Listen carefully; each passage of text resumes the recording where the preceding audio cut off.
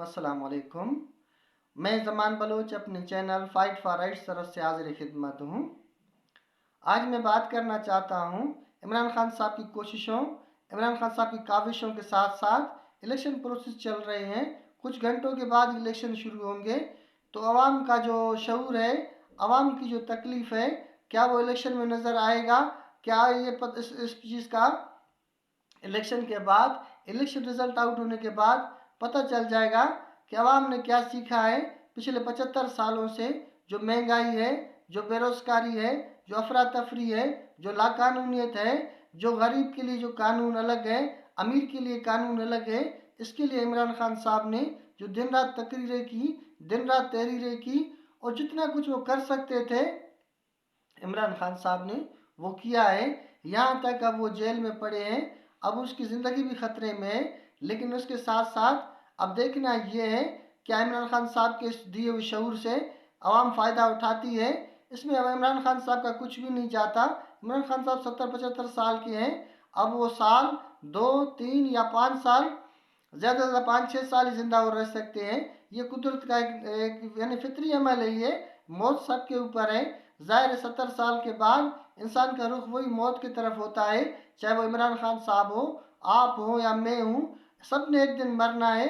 लेकिन इमरान खान साहब ने जो कुछ दिया और इमरान खान साहब ने जितनी कोशिश की, क्या क्या कौम ने उससे कुछ फ़ायदा उठाया, क्या कौम ने उससे कुछ सबक सीखा, इसका पता आपको इंशाल्लाह ये जो कुछ घंटों के बाद इलेक्शन होंगे उसके रिजल्ट के बाद पता चल जाएगा। लेकिन इमरान खान साहब के पास जितना कुछ भी था उसने उस कौम के ऊपर कुर्बान कर दिया। चाहे वो अपनी पैसे की सूरत में हो, अपने टैलेंट की सूरत में हो, अपनी सेहत की सूरत में हो, अपने बच्चों की सूरत में हो, या अपनी सुकून की सूरत में हो, इमरान खान साहब ने सब कुछ इस कौम के ऊपर कुर्बान कर दिया। यहाँ तक कि अब वो जेल में पड़े हुए हैं। अब जेल में भी वो इंतज़ार कर रहे हैं कि भाई आवाम क्या करती है, आवाम का रद्द अमल क्या है, कि आवाम ने इस प्रोसेस से, इस तकलीफ़ों से कुछ सीखा है। इमरान खान साहब जेल में चले गए, इसमें कोई शक नहीं है कि उसने बहुत ज़्यादा मेहनत किया, बहुत कोशिश किया इस कौम को जगाने के लिए। अगर इमरान खान साहब चाहते वो सुकून से रह सकते थे, वो दुनिया के किसी भी मुल्क में रहे, वो आराम से रह सकते हैं, वो कहीं कमेंट्री कर सकते थे, कोई किताब लिख सकते थे, कोई भी काम कर सकते थे। लेकिन इमरान खान साहब को शायद अल्लाह ने इसलिए चुना था कि वो कौम को शऊर दें, कौम को बताएं। यानी हर बंदे को अल्लाह किसी न किसी काम के लिए चुनता है, किसी न किसी यानी वो अल्लाह बेहतर जानता है। इमरान खान साहब का इसमें कोई किरदार नहीं है अपना भी।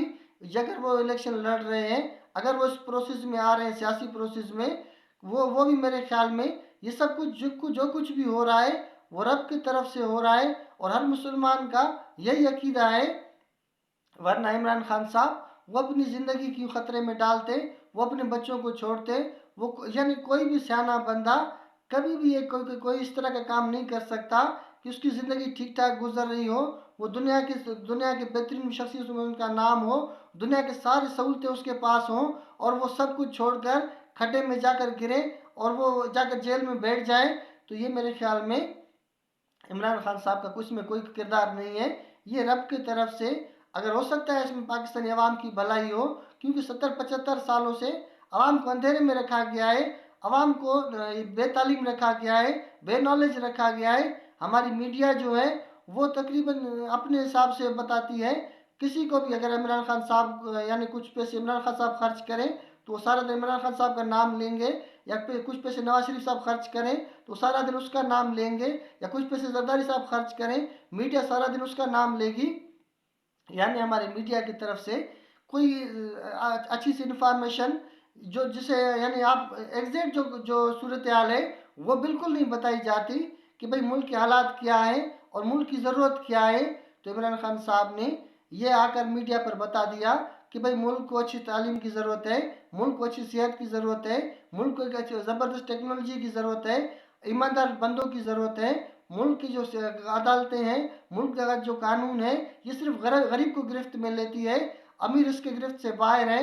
अगर हम लोग इसे गौर से देखें बिल्कुल एग्जैक्ट इसी तरह है। लेकिन इमरान खान साहब से जो कुछ भी हो सकता था वो इमरान खान साहब ने किया है।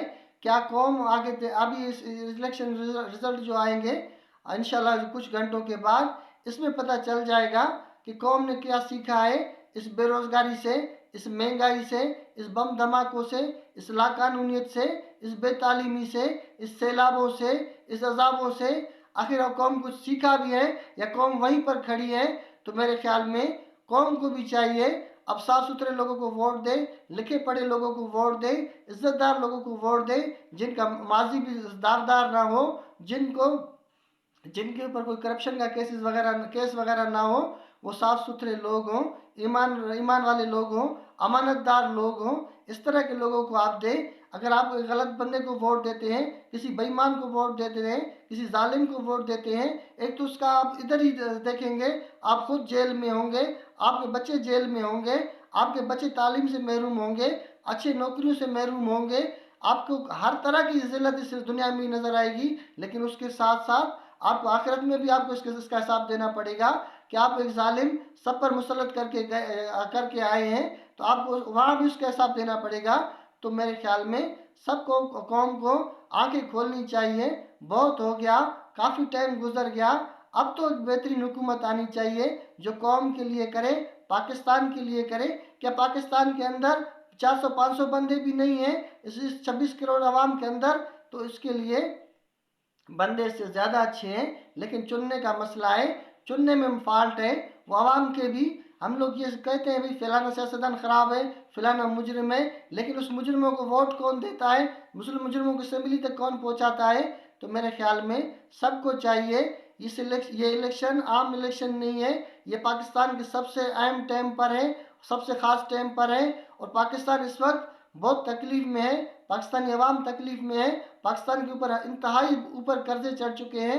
تو میرے خیال میں اس قرضوں کو اور اس ملک کو مصیبت سے نکالنے کے لیے ایک بہادر، ایک رضاکار وزیر اعظم آنا چاہیے، اس کے بغیر پاکستان نہیں چل سکتا۔